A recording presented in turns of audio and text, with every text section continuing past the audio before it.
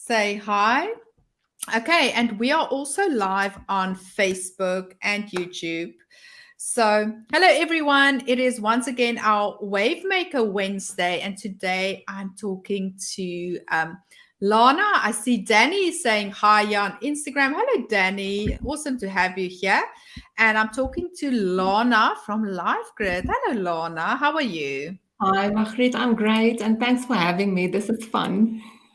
Yes, it's so much fun. I love going live with members because you know what? We need to learn to navigate the online world. So I just want to Okay. So Lana, I want to talk to you today about your business and the very important subject of education. But before we get there, um, for those of you watching on Facebook, please let me know in the comments if you can hear us clearly and if you can see us. For those of you watching on Instagram, please also let us in the comments. Tell us where you are watching from. And we are going to have a very, very in-depth discussion regarding education and our kids. What do you guys feel about our education system? So Lana, tell us a little bit more about yourself and the topic. So, I'm married to Herman. We married 23 years this year, and we have three children that we've homeschooled. We started out going to school and long process, but when my eldest was in grade two, we realized the package that is called school doesn't contain the things that live in our hearts for our children. So we started homeschooling. He turns 20 this year, so it's been a while, but Wow. so that's a bit my background. I'm an occupational therapist and a facilitator as well. So LifeGrit was born from all those ingredients. Being an OT, working with within neurological fields and child development, and then having my own children and experiencing a bit of school, and then having this whole pathway of home educating at home with all of its ins and outs. And that's where LifeGrit came from, is putting all of those things together. Wow, that is incredible. I just quickly want to add our slides here. So, ooh, I've got the wrong slides. No problem. So, Lana, when you say the package called school, what exactly do you mean by that? Guys, if you are watching, I see Celeste is saying, she is saying, hello, Margriet and Lana, watching on Facebook. Minnie, hello, Minnie. It's so nice to see you. And Mariette is also saying loud and clear. If you are watching on Instagram, also let us know. Tell me as well if you guys are who's homeschooling. Maybe we've got some homeschoolers here, or if you have any, what are your views of our education system? Okay, so Lana, if we have a look at our slides, so you've got three amazing children, 20, 16, and 13, and you're homeschooling them. That is incredible. Wow. And you've been married for 23 years. You love hiking, rock climbing, the sea and mountains, and you live in Pretoria. It sounds like you must come and live here in Somerset because we've got I all of that. should. Absolutely. Wow. I'm on my way. So, LifeGrit. Imagine a movement of mamas who are equipped, empowered, and inspired not only to cope with educating their children, their work, and their lives, but to truly flourish and thrive. A safe space where we can be healed of triggers and disqualifications that pop up as we endeavor to give our best to our children. That is so powerful. Why do you feel that moms are not equipped? I mean, I'm sure there are moms who are equipped, but I definitely wasn't. And then I kind of realized I can't be the only parent. I studied occupational therapy and worked with children, and I still felt not equipped to make those decisions. It's like I didn't have the right information almost. Mm-hmm. And earlier you asked what I mean by the package of schooling. So, first and foremost, I'm not critical, not of public or private schooling as an option. And I don't think homeschooling is the perfect option either. I just Mm, am passionate to make sure that I do my bit for us to have the correct information. And if we look in the world of work and mm, entrepreneurship, what do you need? What is it that you need in your package as an adult making it in the world and being constructive in your relationships, be that in the workspace or in your private capacity? Then the skills that you need and the capacities that you need are not primarily what the school system teaches. And this can happen when you homeschool as well. That you, so mm, if I can make this distinction, I think you get conveyor belt schooling, which is a mm, predetermined product that the mm, child must come to, and they go through the steps for a predetermined outcome, which is a matric certificate, which mm, will enable you to go to mm, university. So there's a product line and a timeline that is predetermined. I think of that as conveyor mm, belt schooling, and you can conveyor belt school, in private school, mm, and as a homeschooling parent. The other option mm. is what I like to call a leadership education, maybe, because the focus is zoned in on what do we have to start with in this child. There's inherent value and qualities and gifts and passions, and Mm, then the role of education and the parent or the teacher becomes to put fire, to make fire under those things that are already alive in the child, and to honor their oh, development, because there's developmental phases very well documented in the research. And if mm, we overlap the input or the invitation to learning and gaining skills, mm, if we overlap that with their development, you get an mm. incredibly Oh, powerful input in a child's life. And you have the opportunity to hone those skills that we know they will need when they're adults. That's also well I want documented. to, yeah, I want to get to that point. I think, guys, if you're watching on Instagram, I'm talking to Lana. She's an occupational therapist and an expert on education and children. So, what I hear you saying, number one, and if you're watching on Facebook, just say hi and where you're watching from. I see Ansa. Hello, Ansa. Nice to have you here. Watching from Bloemfontein. Hello, ladies. So, what I hear you saying is, even though you homeschool your children, that was your personal choice. It's not the one or the other that's the solution, but rather how we view it. Now, um, I want to get to what is the skills that our children needs to be equipped with, because if I look at a lot of people who's been to school and they get into life, they've got, for instance, no emotional intelligence. And then I think, why don't we teach these things to our children in school? And if I think of my own kids, I really want to make sure that they can navigate a modern world. And I am not sure if the school is adding to that. Yes, the school teaches them some stuff like maths and stuff. I mean, stuff a lot of the times that they can actually find on Google. The other day, my daughter was taught in I think the subject was business, and they were still teaching them about pamphlets. And I was like, by the time, I mean, now it's not relevant, and they didn't teach them about social media and marketing, all the old ways. And I'm just thinking, how is this relevant? So, what are the skills that we need to equip our kids with to be successful adults?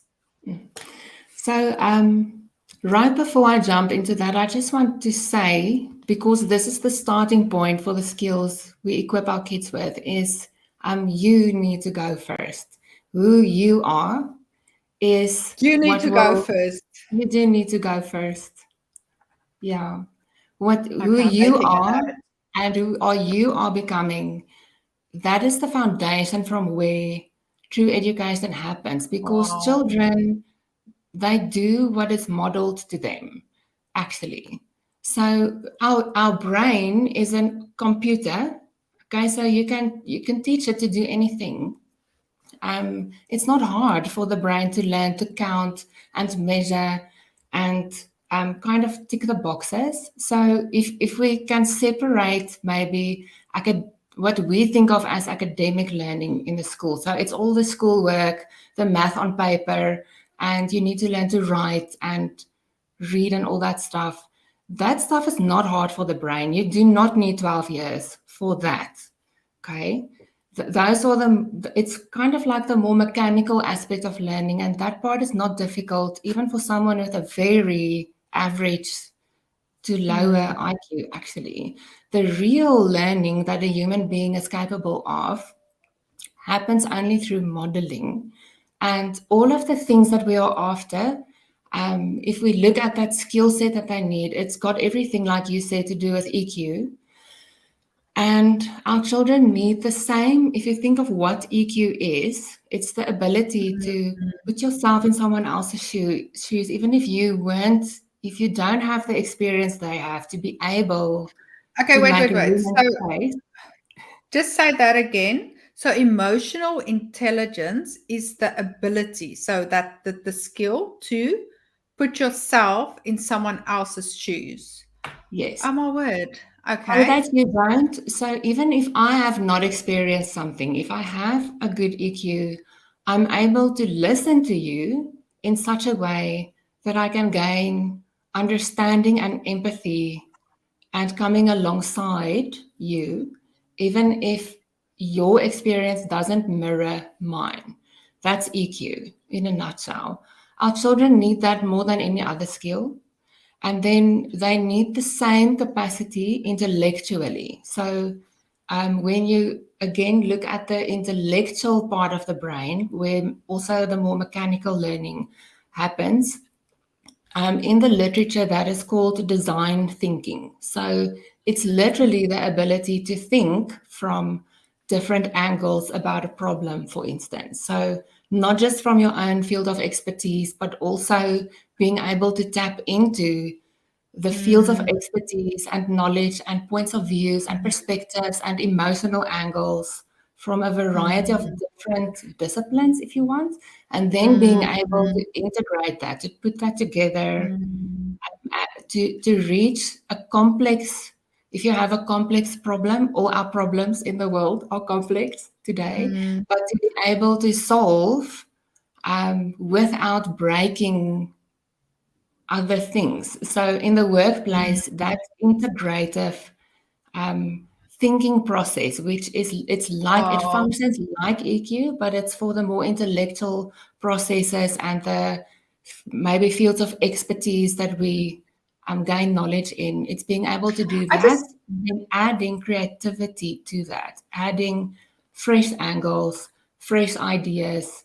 So it's being able to innovate with information on the table without thinking in mm, a silo just from your own knowledge or mm, perspective. It's the mm. same skill. The one is more intellectual, the other one is more relational. So interesting. I just Yeah. want to get to this thing. So my daughter is 8 years old, and she goes to school. She's grade two, and she's very happy. She loves it. But sometimes she would tell me, "Mommy, we did this math sum in class, and I was stressing." She would always say, "I stress."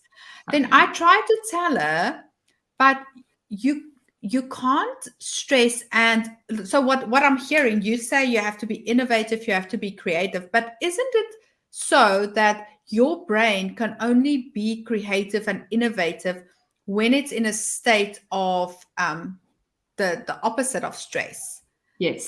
when it's in a state of calmness, Mm, basically? So what I feel with my daughter is that in the school setup, in the classroom setup, whereas you have to do the sum, this and this, it creates a lot of stress. So I'm mm, asking myself, how is she supposed to give her brain or to actually extract that from her brain because she's feeling stress? she's little to have to do that. You see, and for me, um, that's why I'm so passionate about us gaining the tools, because a system, and again, whether that is in school, you can have that system at home totally, and then it's almost worse because then it comes from the parent From the directly. parent. But developmentally, 8-year-olds aren't really ready to sit in a class and do math on a page. So they're very ready for math for sure. But developmentally, again, if you look at what is true of the development of a child, then an 8-year-old Mm, ideally needs to play with math. They need to do stuff that, like measure a veggie patch and how far the seeds should be one from the other. And if we're going to sell those vegetables, how do we work mm, out for profit at our cost and all of so math in a very real life, very hands-on way mm, is the developmentally appropriate way. And important to know is that the conceptual ability to do math, the conceptual thinking mm, that enables you to do math on a paper comes from that hands-on practical mm, experience with just life. You won't call it a subject even. And the reason math in class causes stress for a child is because then it's not the way it's presented and asked of them is not developmentally ideal. So it's important to know that. And then immediately, of course, the question is, so, but now what? Because my child is in school and we're not changing that. mm, So what mm, you can do to help her bridge that developmental gap is to talk to her about her development and help her understand that the mm, school is the school and it asks of us what it asks. So in the first place, mm, you're not obligated to answer everything that is asked of you ever in life. In real life, mm, you have a voice to say, yes, I will, or I won't be doing this now. So mm, translate that to an 8-year-old who needs to do math in school for her to understand that for mm, you guys to at home play with math, read stories with math in it, do a project, just a fun thing. You won't say it's about math, but you will maybe think of something that you can do as a family that will expose your child to the conceptual mathematical thinking that the brain wants first. The brain wants that first. And mm, then working problems on a page comes easier. And it ideally also comes later. But when you can't postpone that because the system does have a pace, then you can ease things off. You can take some of that pressure away if you as a parent understand that the conceptual mm, thinking comes first, and we build that by playing with something, being very hands-on and experimental with it. And then also story, if you can find books, there are beautiful books, stories, but math concepts are just part of the story. So you make wow. the subject very familiar to the child, you create Mm, familiarity by it being hands-on and through story. mm, And the important thing with all of that is you also give the child an opportunity to learn settled from mm, the attachment with you, because that's the other really important thing about learning is we learn best from a place of being safely attached. So wow. Wow. So the relationship with child has you, to feel safe. Yeah. yes. I You want can to get back. also Yeah. Sorry, can I say one more thing about Yes. that? Yes. Because your daughter is in class without you, but talking Yes. through, talk about this with her that when she feels stressed or anxious, she needs to think of times that you and her spent together, or you as a family, where she felt safe and happy. So, because that is practical for her, she has that Okay. experience. An 8-year-old can't, you can tell her, and you do need to tell her that we can dial down fear and dial up, but I can do this. But that's actually very abstract. I'm in my 40s and I struggle with that some days. Mm, Again, it's that having the tools. If you as a parent understand that your attachment is her primary attachment, and that is where learning happens. The brain can't learn if it feels insecure in its connection to an Wow. adult that is safe. So for her to think when she feels, oh, my body is telling me I'm stressed, to think Mm, of memories that she has with you as a family or with you specifically, so that she mm, can access that feeling of safety and enjoyment. mm. Um, that can be Lana, helpful. this is so valuable.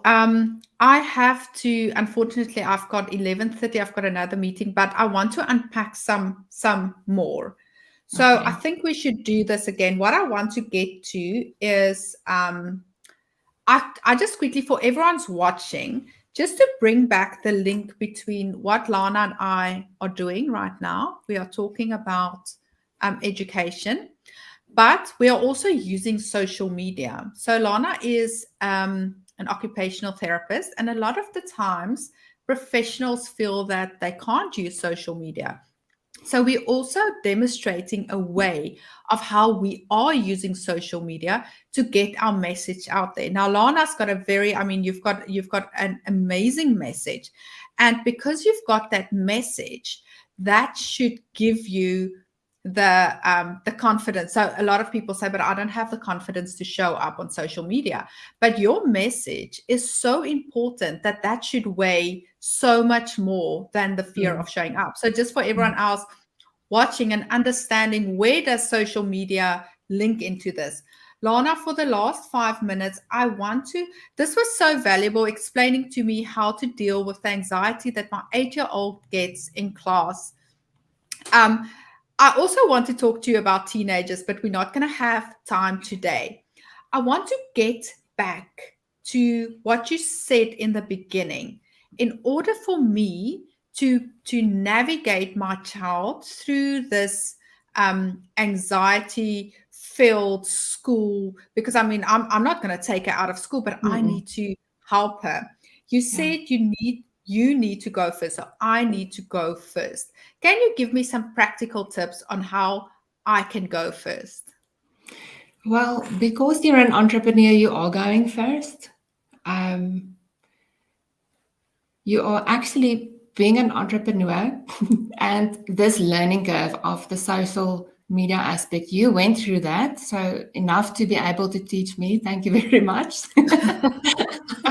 So, you are already going first. And I think for our children, when they're in school, they don't see, she doesn't see you work, and she doesn't necessarily see you stress before you do a new Mm, thing or try a new thing.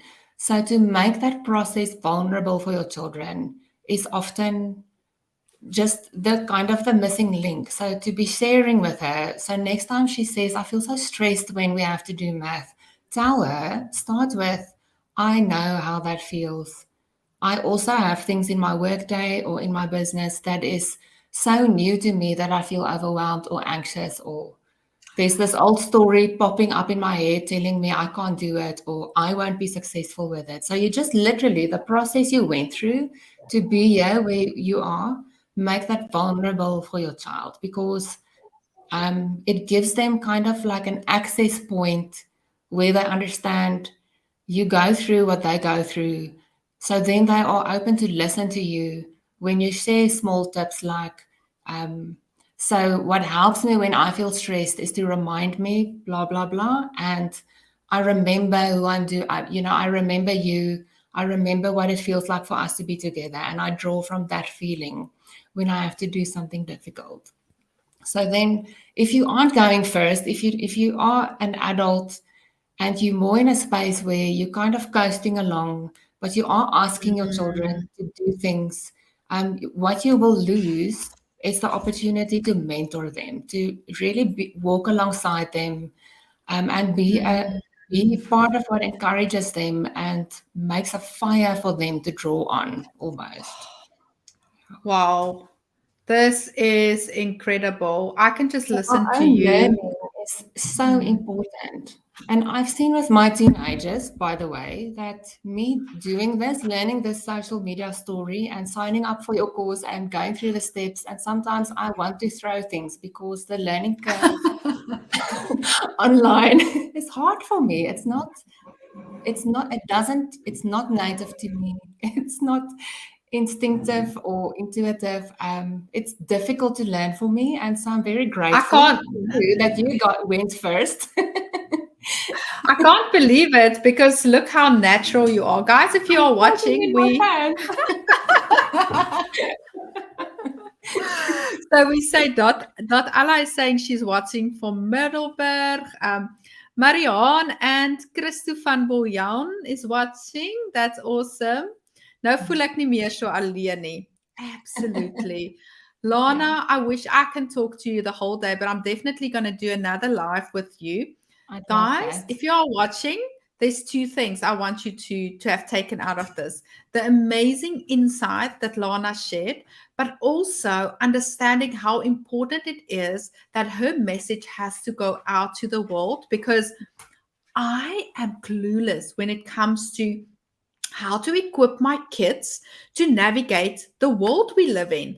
And this is why people like Lana and you, with whatever you do, you have to realize that you've got a message that is so important that if you are not sharing it, if you are not going live like we are going live, people are really missing out. Lana, thank you so much. It was such a wonderful, Thank and you. it feels like we only started and now we have to end. But we're definitely A going lot. to do another live. Thanks I'd so love much, that. Lana. Thank you, Margriet. Guys, go and follow Lana. She's LifeGrit, and we're definitely going to do another live. Thank you, guys. Same. Bye bye. Let's just quickly.